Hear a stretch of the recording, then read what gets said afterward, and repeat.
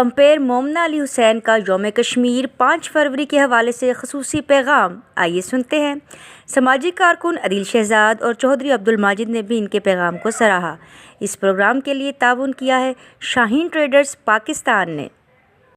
الرحمن الرحیم، السلام علیکم۔ میں ہوں آپ کی ہوسٹ مومنہ علی حسین اور آپ دیکھ رہے ہیں اڑان نیوز۔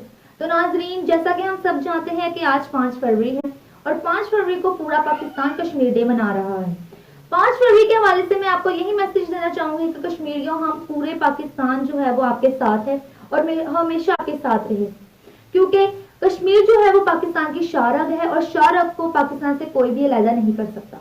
اور جو بھارتیوں کا ظلم آپ میں ڈھایا جا رہا ہے وہ انشاءاللہ ہمیشہ کے لیے دور بھی ہوگا، اور انشاءاللہ جو ہے کشمیر بنے گا پاکستان، کشمیر بنے گا پاکستان۔ پاکستان زندہ باد۔ شکریہ۔